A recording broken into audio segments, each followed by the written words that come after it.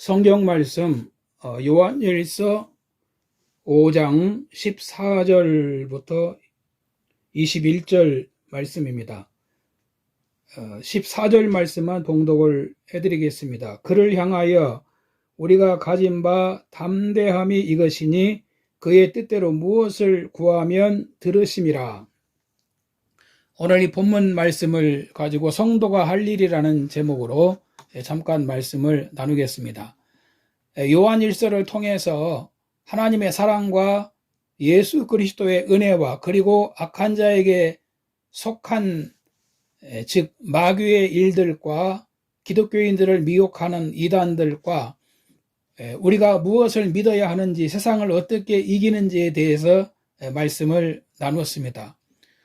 오늘 이 본문 말씀은 요한일서의 결론적인 말씀이 아닐까 생각합니다.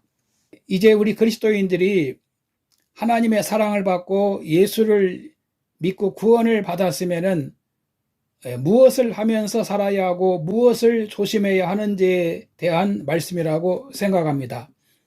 그래서 이 시간 성도의 할 일을 좀 잠깐 생각을 해보겠습니다. 첫 번째, 우리는 기도하는 일에 힘써야 한다는 것입니다. 본문 14절에 그를 향하여 우리가 가진 바 담대함이 이것이니 그의 뜻대로 무엇을 구하면 들으심이라. 우리가 무엇이든지 구하는 바를 들으시는 줄 안즉 우리가 그에게 구한 그것을 얻은 줄을 또한 아느니라라고 말씀하십니다. 이 말씀은 기도에 관한 말씀입니다.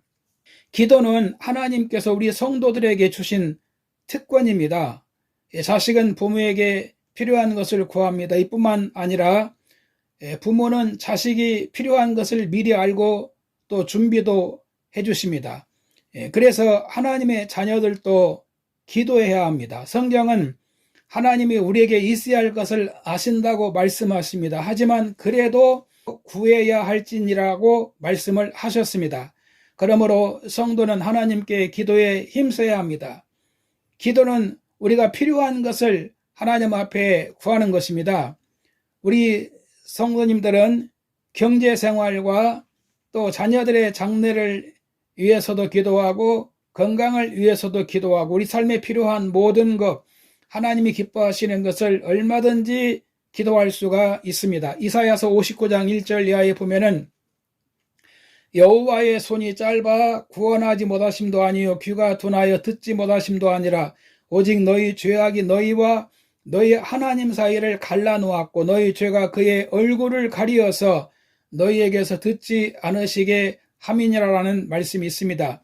하나님께 기도가 막히는 이유가 무엇일까요? 죄가 있으면 막힌다는 것입니다. 그러므로 죄를 회개하고 믿음으로 살면서 우리 성도님들은 기도에 힘써야 됩니다. 두 번째는 전도에 힘쓰며 살아야 됩니다. 본문 16절에 보면 누구든지 형제가 사망에 이르지 아니하는 죄 범하는 것을 보거든 구하라. 그리하면 사망에 이르지 아니하는 범죄자들을 위하여 그에게 생명을 주시리라. 사망에 이르는 죄가 있으니 이에 관하여 나는 구하라 하지 않노라. 모든 불의가 죄로 돼 사망에 이르지 아니하는 죄도 있도다라고 말씀하십니다. 이 말씀에 보면 형제가 사망에 이르지 않는 죄를 범하거든 구하라고 말씀하십니다. 그러면 그에게 생명을 주실 것이라고 하셨습니다. 여러분, 사망에 이르지 않는 죄가 무엇일까요? 여기에 대해서 사망에 이르는 죄와 사망에 이르지 않는 죄에 대한 해석이 있습니다. 하나는 사망에 이르는 죄는 살인이나 간음 혹은 우상숭배와 같은 특별한 죄를 말한다고 주장하는 견해가 있습니다. 그러나 신약 성경에는 이러한 죄를 사망에 이르는 죄라고 기록한 곳이 없습니다. 또 두 번째는 배교나 적그리스도 혹은 거짓 교사들이 범하는 죄로 예수님의 복음을 받지 않는 죄를 가리키는 것이 바로 사망에 이르는 죄라고 합니다. 그런가 하면은 사망에 이르지 않는 죄는 믿는 자들이 유혹에 넘어가 범할 수 있는 일반적인 죄를 가리킨다고 주장합니다. 저는 두 번째 해석이 옳다고 생각합니다. 그러니까 사망에 이르는 죄는 끝까지 예수님을 믿지 않고 돌아오지 않는 죄를 말합니다. 성령을 회방하는 죄입니다. 아무튼 끝까지 예수님을 안 믿고 거역하는 자들은 구원을 받지 못합니다. 디도서 3장 10절에 이단에 속한 사람을 한두 번 훈계한 후에 멀리하라고 말씀하십니다. 그러나 사망에 이르지 아니하는 죄에 범하는 것을 보거든 구하라고 말씀하십니다. 믿는 자들이 유혹에 넘어가거나 일반적인 죄는 그들을 그대로 두지 말고 구하라는 것입니다. 그러면 우리가 어떻게 그들을 구할 수 있습니까? 무엇으로 구할 수 있습니까? 이는 전도하라는 것입니다. 하나님은 전도를 통해서 사람들을 구원하는 길을 주셨습니다. 그러므로 전도해야 됩니다. 세 번째는 세상의 모든 죄에서 자신을 거룩하게 지키며 살아야 한다는 것입니다. 본문 18절에 하나님께로부터 난 자는 다 범죄하지 아니하는 줄을 우리가 아노라. 하나님께로부터 나신 자가 그를 지킴에 악한 자가 그를 만지지도 못하느니라. 하나님께로부터 난 자는 거듭난 자를 의미합니다.